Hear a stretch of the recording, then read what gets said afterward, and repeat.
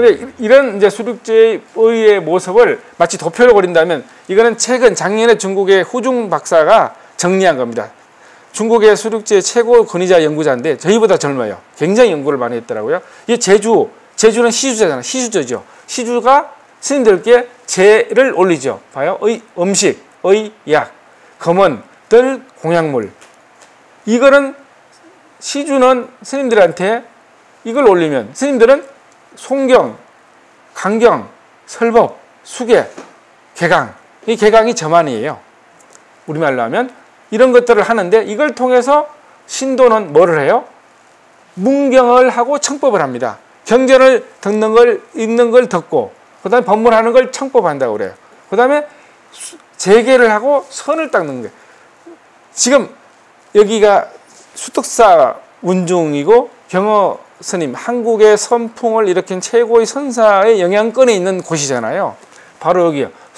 재계를 마치고 수륙제를 마친 뭐를 하느냐? 선을 닦는 게 목적. 마지막에 수선으로 들어갈 수 있어야만이 진정한 수륙제의 완성으로 이루어집니다. 그 다음에 당연히 스님들한테는 재성을 하고 사시, 자기 몸을 바치는 걸 사시라고 그래요. 절에 와가지고 내 몸을 바쳐. 그럼 내 몸을 찾아가려면 어떻게 해야 된다고 그랬어요? 84,000돈을 내고 찾아가야 돼. 그러니까 부인이 보온사에다가 사시를 해버리면 이 부인을 사랑하는 아내는 남편은 돈을 바치고 사가야 돼. 이러면 신행 문화가 발전하겠죠. 그 다음에 이제 수덕 적복이다. 그 다음에 스님들은 이걸 통해서 이제 기양, 양은 양재, 이런 재양을 건지고 망자를 추천하고 그 다음에 태호, 태록이다. 이건 좋은 자리를 좋은 복록을 받아야 되죠. 복록의 자리, 범의 자리와 복록의 자리로 물러가게끔.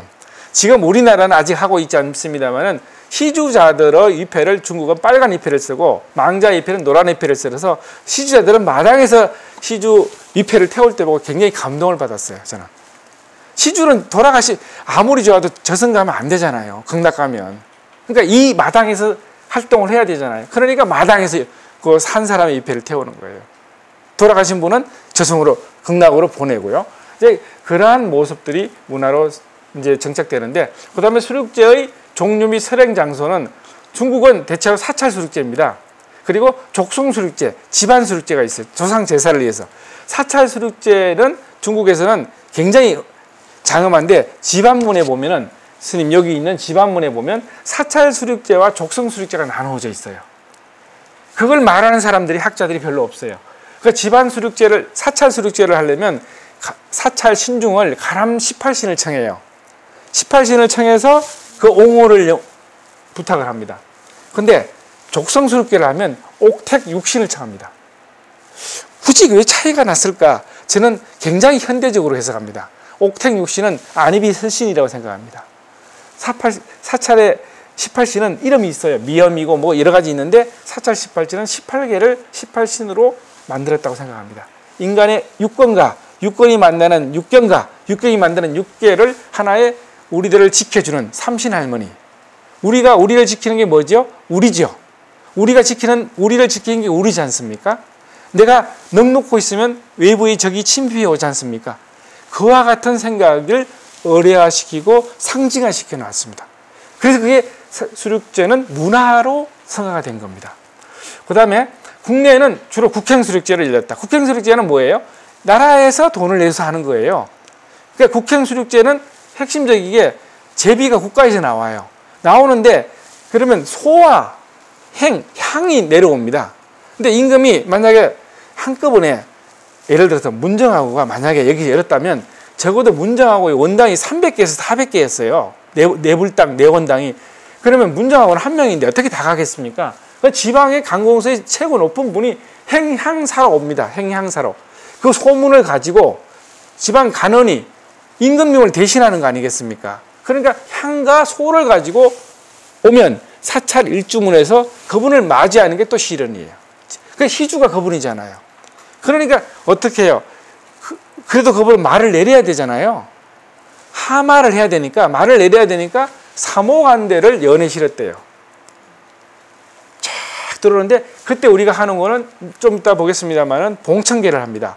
봉청, 오고, 시방, 재현석 이런 얘기를 하는데 그 신중을 청해서 이 임금님의 위패 또는 임금님의 소와 사모간대가 사찰에 들어오는 그 연을 옹호하라고 부탁합니다. 이런 의미에서 옹호계입니다. 기억나시죠? 옹호계에서 봉총시방지방 재현상하잖아요. 근데 불행하게도 옹호계 뒤에 옹호해달라는 말은 없어요.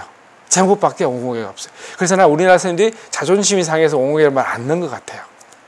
제목에만 옹호계라는 말을 넣은 것 같습니다. 그것도 제가 오래전부터 처음 주장합니다. 어쨌든 그러면 민간 수륙제는 사서 수륙제라고 합니다. 근데 수륙제가 좋다고 하니까 송나라나 우리나라에서 이제 왕후만 하는 게 아니고 장상들까지 갑니다. 왕후와 장상이 아니면 수륙제 열기가 쉽지 않잖아요. 오늘날은 우리가 동참으로 모든 의례를 하게 되는데 동참이 되면서 의례가 축소가 되면서 본질이 많이 희석돼요. 이제 우리가 생각할 점이 굉장히 많이 있습니다. 사서 수륙제를 민간 수륙제라고 하는데 대체로 이때도 동참으로는 수륙제 하기는 굉장히 힘듭니다. 그러니까 거의 이제 고을의 유지들 이런 분들이 있고 설행 위치가 어디서 했느냐. 현재 우리가 수륙제 하면 물가에서 했다는 말을 너무나 오랫동안 한국 불교의 정설처럼 얘기해 왔어요. 그것을 제가 그렇지 않다는 얘기를 10년 이상을 떠들었는데 아직도 미동을 하지 않아요. 왜? 수륙제는 사탈의 정중에서 하는 겁니다. 정중, 마당에서 하는 거예요. 그렇지 않고는 설명이 안 돼요. 그 다음에 그러다 보니까 설단은 부처님단은 당연히 어디래? 지금 개불대가 어디 가나 부처님의 대웅전 정중앙에 딱 있어요. 근데 요즘 와서 간혹가다 개불대를 부처님을 배라고 옆으로 이렇게 모셔놓는 데 있는데 그거는 잘못됐다고 볼 수 있어요. 부처님은 일불이에요. 일불, 일탑, 일등, 일합니다. 등도 하나고 탑도 하나고 그 다음에 불화도 하나여야 돼요. 그 안에 계시니까 바깥으로 모셔서 큰 의례를 하려니까 이걸 불하러 모셨을 뿐이죠. 그럼 당연히 가운데 있어야지. 부처님 옆으로 비끼고 안에 붙여보고 바깥에 붙여보려면 안 되죠. 그래서 설단은 북상단은 당연히 북쪽은 상단이 되고 좌우에는 중단이 되고 현재 남쪽에 하단이 되고 있습니다. 근데 현재는 중단이 떨렁 뭐가 돼 있냐면 오르단과 사자단밖에 없어요. 실제로 중단은 좌우에 10개의 단이 있습니다. 이따가 보여드릴 겁니다. 그 다음에 또 산수의 깨끗한 곳에서 이 때문에 이제 물가에서 한단 말이 나왔습니다. 산수 깨끗한 곳에 간 거는 이때의 개념이 뭐냐면 실제로 수륙제가 민간 이게 유생들에 의해서 유학자들에 의해서 여제라고 있습니다. 민간 여기 부모가 없는 귀신들 우리는 무주고원이라고 그러잖아요. 이런 사람들을 위해서 제사를 지내주는 민간 제사가 여자인데 여제와 같은 식으로 이해를 해요. 그러다 보니까 이 여제로 이해했기 때문에 물 좋고 볕 좋은 곳에 그런 전염병이나 전쟁이 나면 엄청난 분들의 시체를 처리할 수가 없잖아요. 이 시체를 처리하는 역할을 스님들 가운데 산성이 주로 합니다. 지금 우리는 스님 하면 다 똑같지만 예나 지금이나 똑같지 않죠. 큰 스님이 계시고 밑에 일하는 스님이 있지 않습니까? 세상은 평등하면 본질은 평등하지만 현실은 차별이 있어요. 차등이 있어. 그래서 그런 요즘 말로 하면 막리를 하는 스님들을 산성이라고 했어요. 그래서 그 스님들이 산성은 돌아갑니다 할 때는 스스로 자신들을 납자, 소납 이렇게 하듯이 낮춰 말한 거예요. 실제로 역사를 빛낸 분들은 산성이 아니죠. 다 대사지. 대사, 종사 이런 분들이에요. 벼슬을 하시는 분. 보온사 주지는 얼마나 높은 벼슬이었겠어요. 옛날에. 그렇죠? 요즘 말로 하면 본사 주지잖아요. 근데 옛날에 말사 주지도 임금님이 명을 했지 않습니까? 그렇기 때문에 그런 개념을 좀 잘 알아야 된다. 그 다음에 천변에서도 했어요. 교회도 하고. 천변은 어디냐면 물가입니다. 이 물가도 현재 사마사도 천변수륙제가 있던 곳이고 부여수륙제도 천변수륙제가 있던 곳이고 대동강변에도 천변수륙제를 했다는 역사 사실이 많이 있어요. 당연히 불교는 방생법회도 같이 했기 때문에 천변에서도 했을 겁니다. 그 다음에 교회는 어디냐면 주로 그 홍제문 밖에 홍제문 서울에 가면 홍제문 있지 않습니까? 홍제문 밖에서 주로 일을 하다가 돌아가신 분들 성사다가 돌아간 사람들 이런 사람들을 위한 천도를 위해서는 그런 데서 했다. 그러니까 없다고 하진 않아요. 주로 핵심이 사찰의 정중앙이었다. 이 말씀이 핵심이고 이제 그래서 우리가 하나만 가지고 전부를 얘기하면 안 되지 않습니까? 그런 것들을 우리는 적어도 앞으로 보은사 수륙제를 함께 하시는 분들은 이해해 주셨으면 좋겠다라는 생각을 합니다. 그다음 수륙제 어문의 일반적인 수륙제 어문의 부조를 말씀드리겠습니다. 수륙제 어문은 대체로 이렇게 되어 있습니다. 결수문이든 중례문이든 집안문이든 첫째 도량을 세워야 되겠죠. 결계 엄정이라고 합니다. 이때 가름청이 들어가고 슬법이 들어가고 그 다음에 법회를 알려야 돼요. 법회가 열린다는 걸 알아야지 밥 먹으러 올 거 아니에요. 밥 먹으러 오라고 하고 연락하는 연락책들이 사자입니다. 사직사자가 이 역할을 합니다.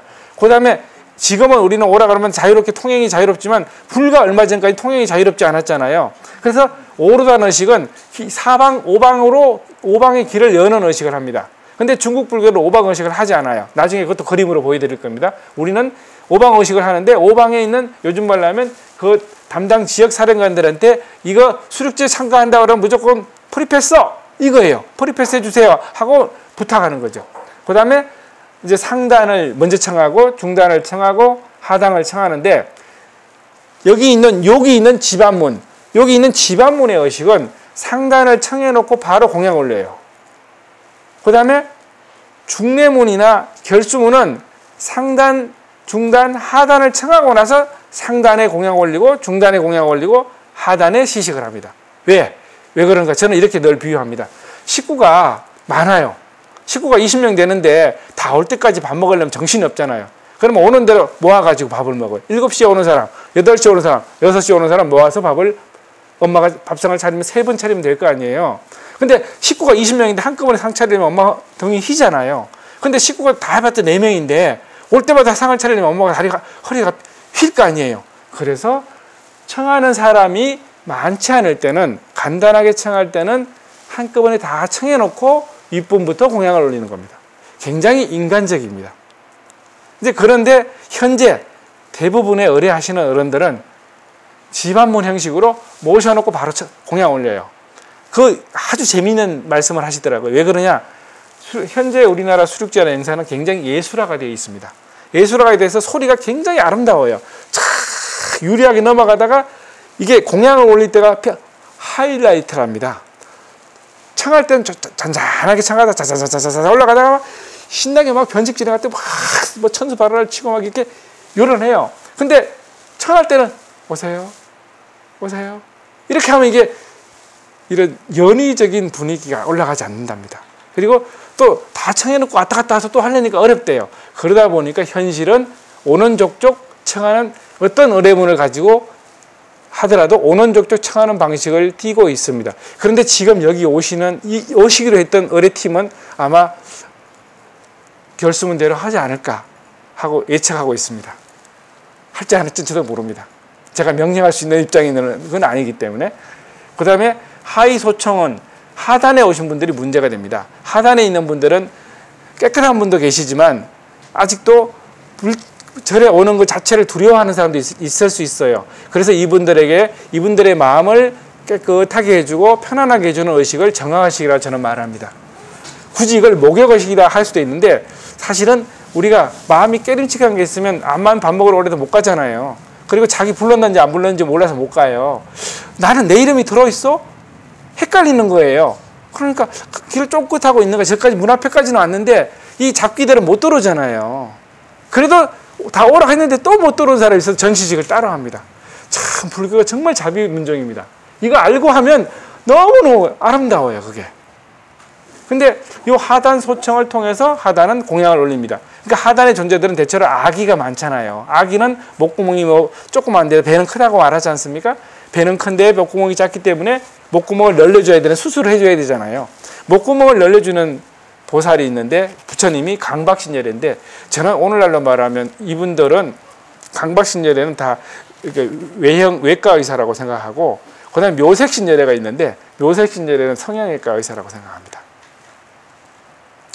그 다음에 각각의 상위, 중위, 하위에 공양을 올린다. 결수문과 중례문 방식은 하나하나 다 같이 청해놓고 공양을 올리고 그 다음에 집안문 방식은 청할 때마다 사람이 많으니까 공양을 올리고 이런 형태로 되어 있고 마지막에 보낼 때도 상단부터 먼저 보내고 중단 보내고 하단 보내는데 오늘날 우리나라가 제일 고민이 뭐냐면 마지막 시식할 때 봉송리 하잖아요. 봉송공, 계유정, 급유 뭡니까 그 다음에?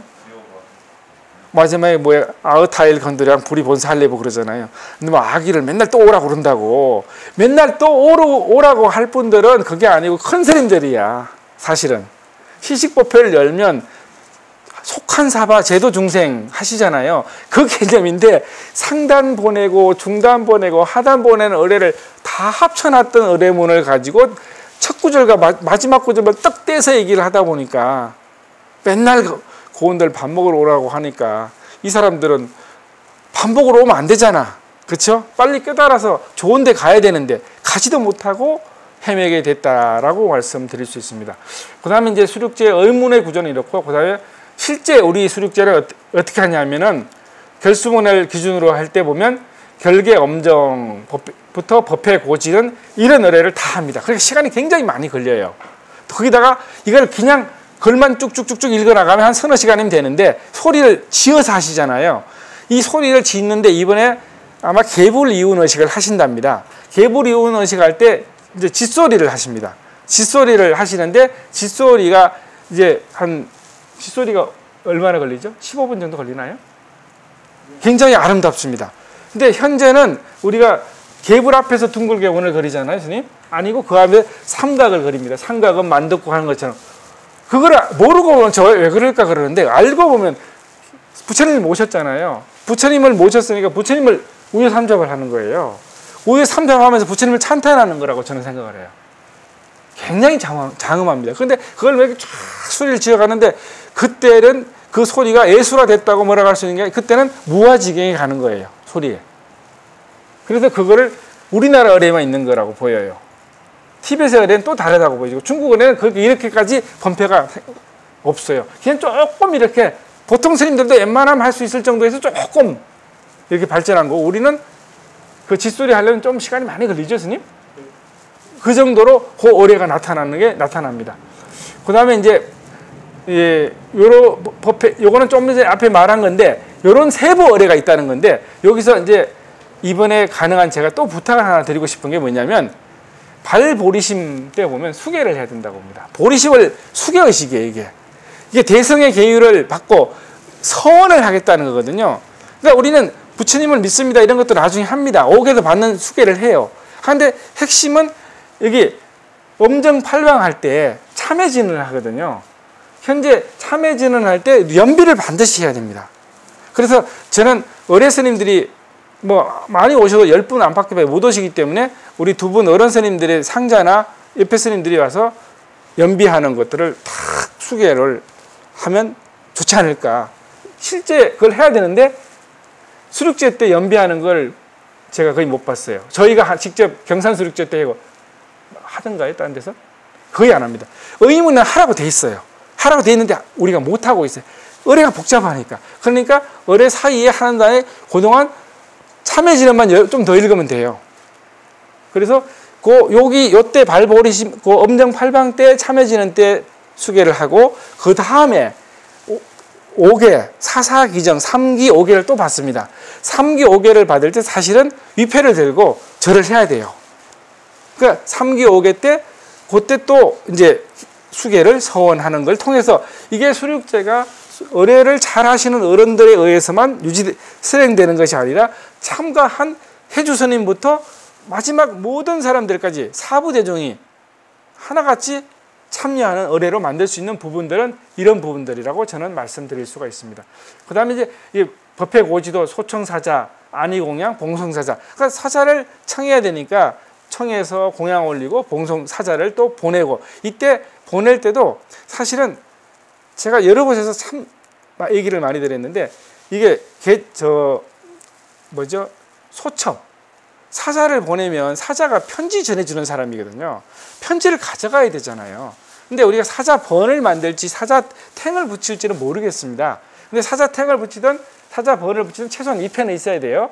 그 2패하고 봉송 소첩은 반드시 사자 출발할 때 빠방 하면서 불을 태우면서 그분들이 사방에 가는 걸 이제 퍼포먼스를 해야 됩니다. 그래서 하나하나가 다 소리는 한문으로 잘 이해가 안 될지 몰라도 보면 이해를 할 수 있도록 누구든 간에 그렇게 선행되면 좋지 않을까 싶고 오방편도 그래요. 현재 개벽 오방편은 의뢰만 합니다. 근데 이건 저의 견해입니다. 우리나라 의례문을 만들어 보면 실제 이게 이렇게 중앙에 개불단 위에서 오색번을 촥 내립니다. 나는 이게 오로로 봅니다. 오로.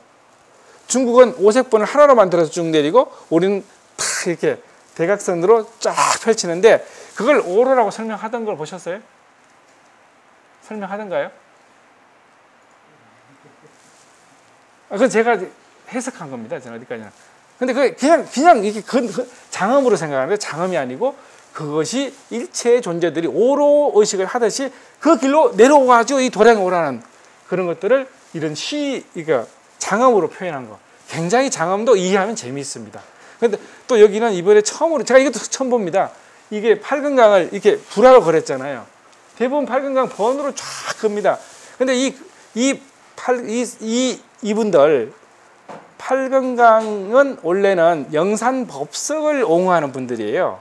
옹호하는 분들이고 수륙제에 불려지는 분들은 이게 10대 명하하고 사찰 옹호신들 이런 네 분의 신중들이 불려지는데 그게 집안문에만 불려져요. 사실은 집안문에서 불려지는데 불려지면 뒤에 서실 분, 가운데 서실 분, 양쪽에 설 분, 문 앞에 설 분이 다 정해져 있습니다. 근데 그렇게 신중의 위패를 도량의 결계본을 아직 그런 데까지 우리가 정치하게 의례가 진행되지 못하고 있지 않나라는 생각이 들어요. 그렇게 말할 수 있을까요? 우리 도한 스님은 실제 의례도 잘하시는 우리 박사 스님이신데 그런 것들을 새로 하시는 데는 가능해요. 힘이 들어도 올해 100% 안 돼도 내년은 될 수 있도록. 왜냐하면 여기 주장할 게 많아요. 우리 3개 다 했거든 이 말을 해야 됩니다. 4개, 5개 다 했잖아요. 그렇죠? 야, 니네 5개 다 했는데 나와 그래야 되잖아요. 농담이 아니고 진짜 5개의 의례가 따로 있는 게 아니고 우리 현재 사마사는 중례문으로 합니다. 진간사는 결수문하고 중례문이 섞인 거고요. 저 아랫역도 결수문과 진간사 중례문이 섞인 거예요. 중례문이나 결수문이나 지반문이 따로 있는 이유는 제비의 차이라고 생각합니다. 제비가 많은 거면 제를 좀 크게 하고 제비가 좀 적으면 작게 해야 되니까 상황에 따라서 결수로 하기도 하고 옛날 스님들은 다 외우고 있었으니까 또 어떨 때는 중례로 하기도 하고 지반문을 하는데 결수로 할 때는 오후 4시에 시작했고 중례로 할 때는 오후 2시에 시작했고 지반문으로 할 때는 오전에 영상 끝나자마자 바로 시작해야 됩니다. 그러니까 아침 7시부터 새벽 2시에 영산해서 그러니까 실제로 지반문 하기는 어려우니까 지금은 1박 2일 또는 2박 3일에 합니다. 그 다음에 이제 시간이 이제 어느 정도 좀 되는데 한 5분만 더 하고 좀 5분간 쉬겠습니다. 의례가 있어서 늦었으니까 법회 이제 오방번은 그러고 소청상의도 실제로 소청상의는 현재 우리 삼보통청과 거의 똑같아요. 통청하고 앉아 이래 보시면 부처님께서 좌석에 앉아 있지 않아요. 방석에 앉아 계시죠? 그죠? 우리나라 부처님이 좌석에 앉아 있는 부처님 저기 계시더만 좌대에는 있더만요. 수덕사에는 좌대에는 계시지 방석에 계시잖아요. 대석에 계시죠. 부처님이 의자에 앉아 있지 않단 말씀이죠. 그러니까 헌자 의식이 있는 거는 수육제 때 실제로 불상을 이 영단처럼 자에 앉혔던 것 같아요. 지금 중국은 그렇게 해요. 그러니까 헌자 의식이 있는데 헌자 아니 이런 것들은 현재는 우리는 여기 모셔놓고도 봉청도 하고 헌자를 합니다. 이게 수륙제 모습이라는 거예요. 실제는 수륙제 때 그래야 되는 거예요. 부처님이 있는데 또 오시라고 하면 안 되잖아요. 부처님 인사드립니다. 공양 올립니다. 이래야 되잖아요. 그러려면 좀 민망하잖아요. 그럼 어떻게 해야 될까요? 거부를 하는 거예요. 그러니까 일본은 이렇게 한대요. 부처님 이제 벽장에 있는 저 집집마다 원불을 할 때 똑똑똑 3개. 똑똑똑. 아니 부처님한테 우리가 어떻게 우리나라 법고가 그런 의례를 행하는 거죠. 어른 스님 방에 들어가 어른 스님 올 때는 똑똑똑 3개 치면 아 어른 스님이 오시는구나. 또 뚝뚝 2개 치면 주지 스님 오시는구나. 또 가면 누가 나오라는 거야. 이거거든요. 그런 행위가 고지입니다. 고지. 이거죠. 이러한 것들이 굉장히 의례가 체계적으로 이루어져 있습니다. 그 다음에 이분들은 오셨으니까 어떻게 해요? 보례 삼보 절을 합니다. 절을 하고 그 다음에 중단을 모시는데 중단을 모시고 나면 이분들은 자기보다 높은 어른이 있으니까 부처님 앞에 가서 인사를 하고 와야 돼요. 인사를 하고 와서 자리에 앉아요.